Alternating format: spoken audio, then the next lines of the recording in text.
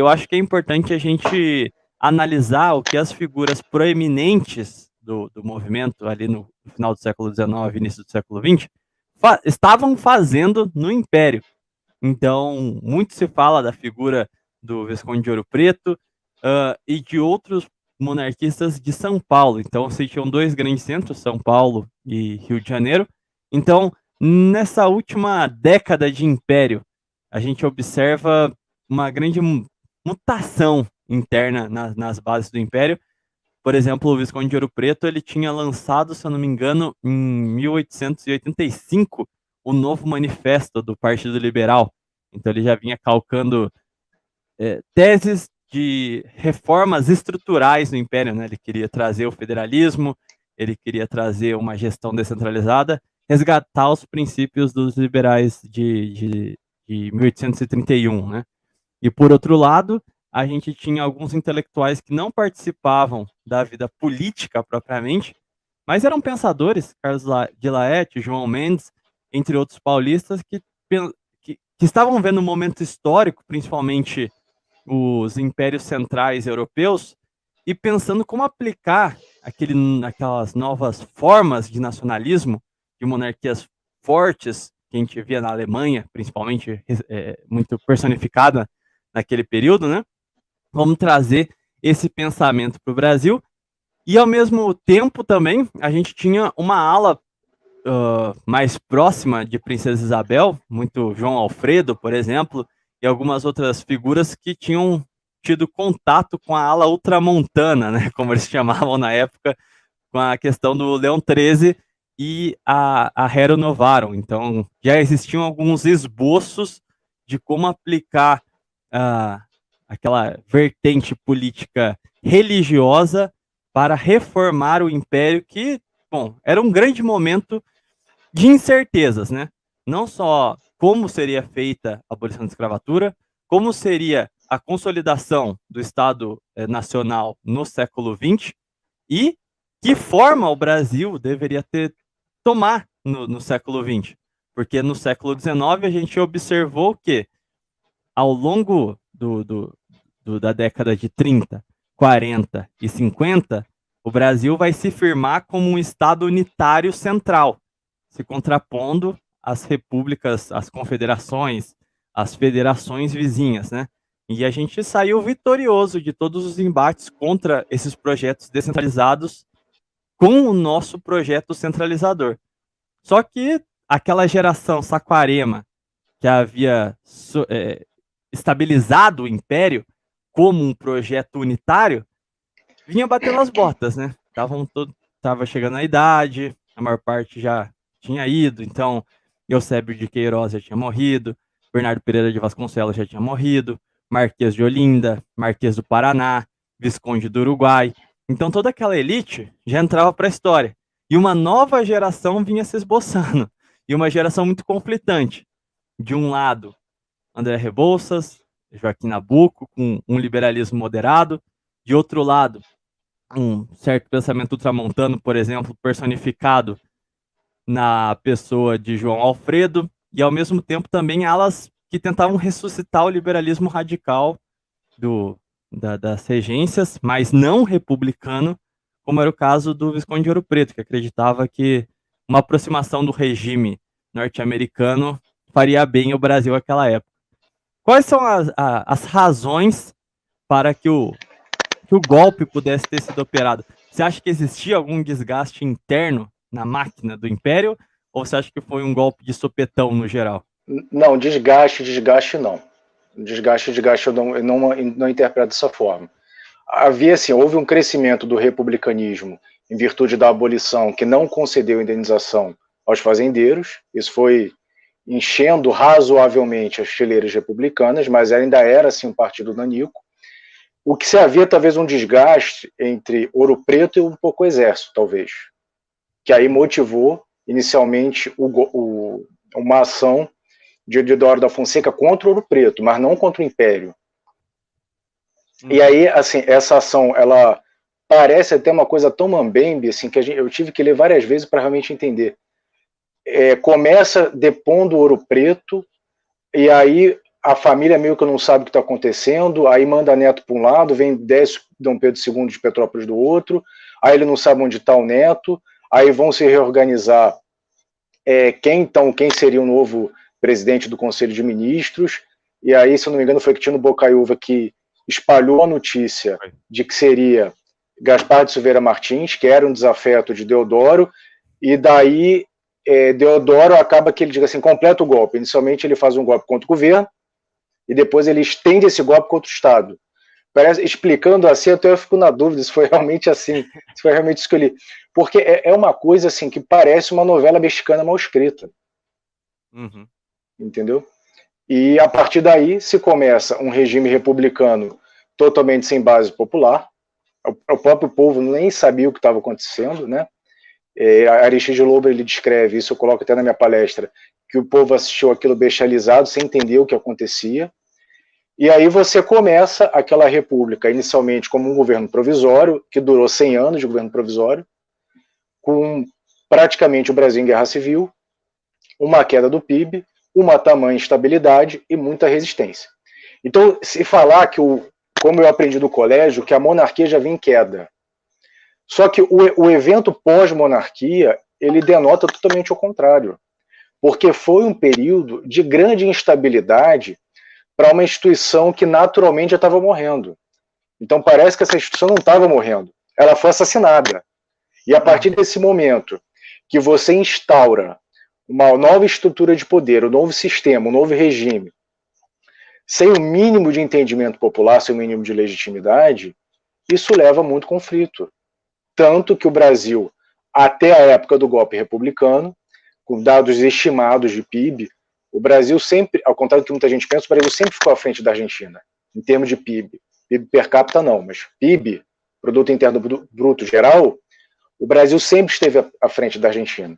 A gente só perdeu a posição com o golpe republicano, que a Argentina passou a ter um aumento da sua economia e a gente teve um decréscimo da nossa economia.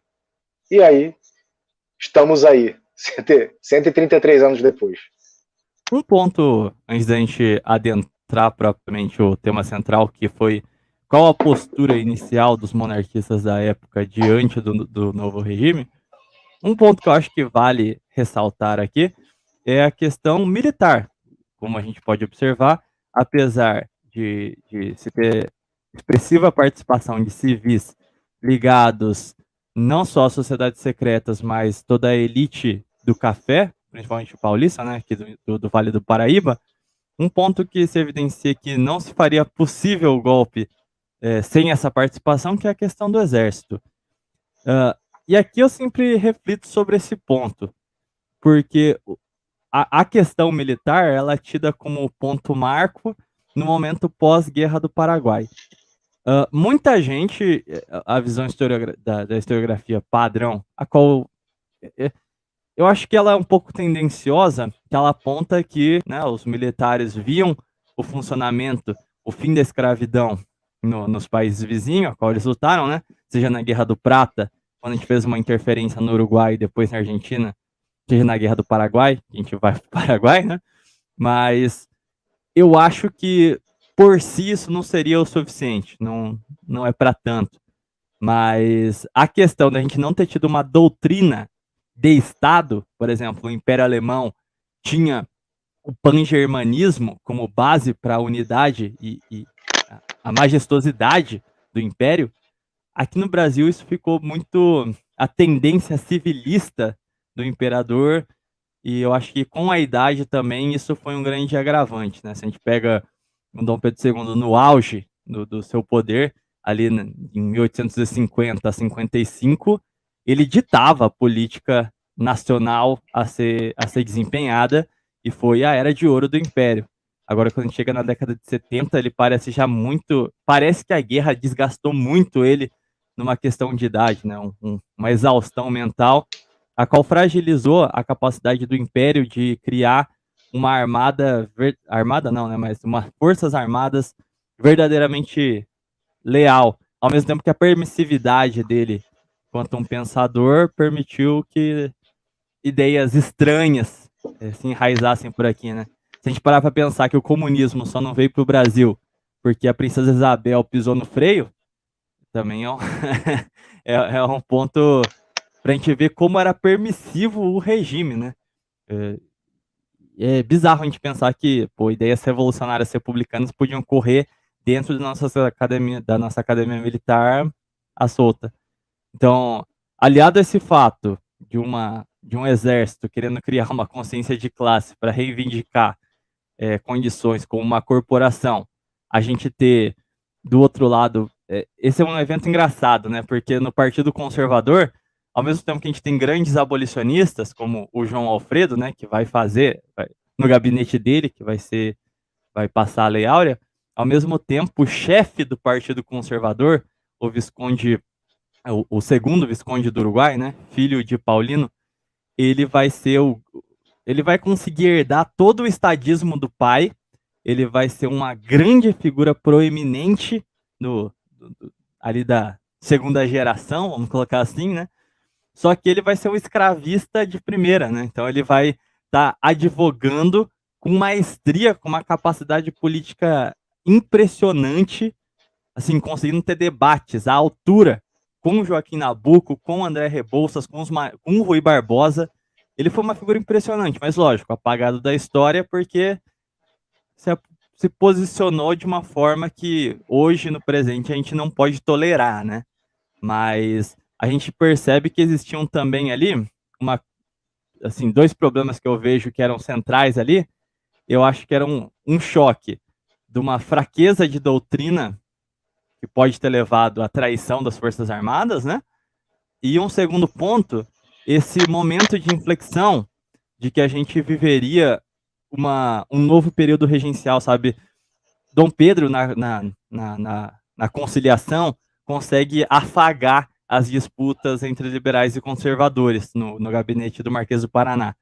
Quando a gente chega no final do seu reinado, a gente vê dois mundos em choque. De um lado, um radicalismo liberal, federalista e assim, completamente aquém da realidade nacional, um país agrário, ainda escravocrata, enfim, não eram aplicáveis aquelas ideias e nem tinha respaldo histórico. E do outro lado, a gente acabou tendo uma elite conservadora, elite no bom sentido, mas uma elite pensadora do Partido Conservador, que na contramão dos liberais que eram muito para frente, eles estavam muito inflexíveis. Então faltou, ao meu ver, justamente aquela mão que conciliaria uma política social, uma política industrial e uma política nacional para o exército, né? Eu acho que esses fatores geraram um pedantismo, uma estagnação no tempo do Império que foi muito perigoso. Então, faltou um Marquês de Olinda, como foi em 38. Faltou um Marquês do Paraná, como foi em 53. Faltou um Guilherme Torres, um Rodrigues Torres, como foi em 52, com o desenvolvimentismo que ele criou. Então, bom, você gostaria de fazer alguns comentários gerais, só para a gente dar um apanhado? Eu só gostaria de defender o Exército. Pode ser? Pode sim. Se na verdade não foi um golpe do Exército, foi um golpe do Deodoro com o quartel dele. Tanto que o Exército da Bahia ofereceu resistência e era irmão do Deodoro. É que eu acho assim que o imperador, talvez até pelo diabetes, né, psicologicamente ele muito cansado, afinal teve uma vida muito difícil, ficou órfão da mãe com um ano de idade, o pai foi para Portugal, acho que ele tinha 6 ou 7 anos, mas enfim, era uma criança. 3 anos depois o pai morreu. Então eu acho assim que ele já era uma pessoa muito fragilizada emocionalmente. Então acho que ele entregou muito fácil, né? Então ele foi pro exílio no dia seguinte, assim, não teve o mínimo de resistência. Eu acho que se ele, tanto que a Bahia só aceitou, colocar assim, só aceitou o golpe quando viram que ele já estava no exílio, né? Então achava assim, pô, se ele não está aqui, não tem, a resistência não tem sentido. Então eu acho que também teve essa coisa dele ter entregue muito rápido e não ter deixado sequer o exército reagir, porque não havia consenso no exército sobre esse ato, entendeu?